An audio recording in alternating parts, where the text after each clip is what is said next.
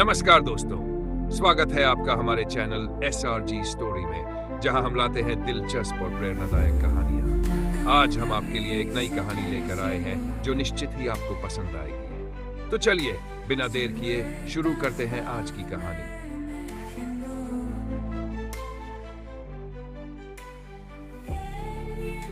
रहस्यमय जंगल का राज गांव के पास एक घना और भयानक जंगल था, जिसे लोग भूतिया जंगल कहते थे। कहा जाता था कि जो भी इस जंगल में गया वह कभी वापस नहीं लौटा। वहां से रात में अजीब अजीब चीखें और डरावनी आवाजें आती थी।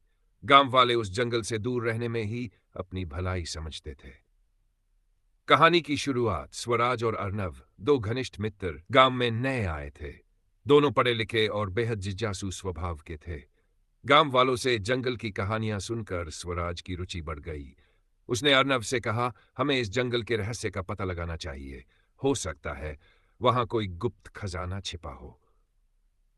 अर्नव थोड़ा डरपोक था। उसने तुरंत मना करते हुए कहा, यह मजाक नहीं है स्वराज, मैंने सुना है कि वहां आत्माएं रहती हैं। लेकिन स्वराज ने अर्नव को समझाया, डरना मत। अगर सब डरते रहेंगे तो कोई सच नहीं जान पाएगा।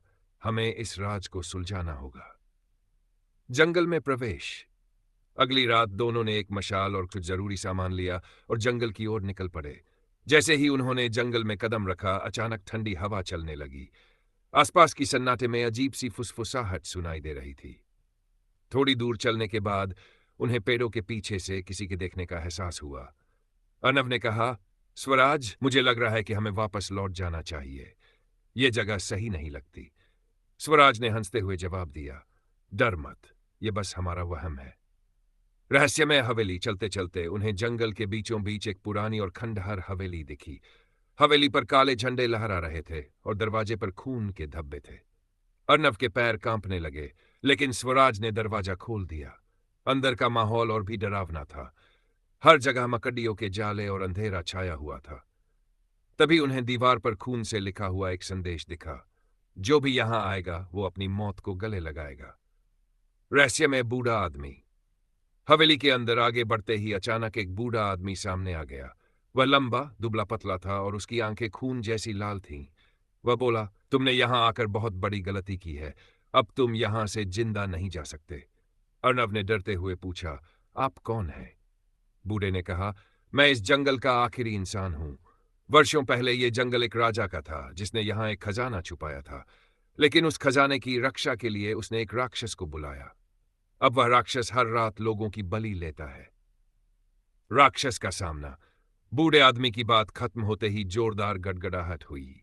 हवेली हिलने लगी और एक भयंकर राक्षस प्रकट हुआ। उसकी आंखें अंगारे की तरह चमक रही थी और उसके हाथों में तेज पंजे थे। स्वराज ने बूढ़े से पूछा, इस राक्षस को हराने का कोई तरीका है? बूढ़े ने कहा, हां, लेकिन इसके लिए तुम्हें राजा की तलवार ढूंढनी होगी, जो इसी जंगल में कहीं दबी हुई है। तलवार की खोज। स्वराज और अर्नव ने डरते डरते तलवार की खोज शुरू की। जंगल में हर जगह खतरनाक जाल और भूतिया शक्तियां उनका पीछा कर रही थीं। कई बार ऐसा लगा कि वे हार जाएंगे, लेकिन उन्होंने हार नहीं मानी। अंतिम मुकाबला। अंततः उन्हें तलवार मिली। जैसे ही स्वराज ने तलवार उठाई, राक्षस गरजते हुए उनके सामने आ गया। एक भीषण लड़ाई शुरू हुई।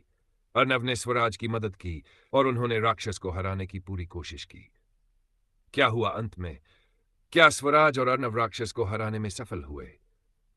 क्या उन्होंने राजा के खजाने का रहस्य सुलझाया, या फिर वे भी इस जंगल का हिस्सा बन गए? ये जानने के लिए कहानी का अगला भाग पढ़ें। दोस्तों, आज की कहानी यहीं समाप्त होती है। अगर आपको यह वीडियो पसंद आया हो तो इसे लाइक करें, शेयर करें और हमारे चैनल SRG स्टोरी को सब्सक्राइब जरूर करें। आपकी प्रेरणा हमें और बेहतर कहानियां लाने का हौसला देती है। अपनी राय नीचे कमेंट में जरूर बताएं और बेल आइकन दबाना न भूलें, ताकि हमारी अगली कहानी का नोटिफिकेशन आपको सबसे पहले मिले। धन्यवाद और फिर मिलते हैं एक नई कहानी के साथ।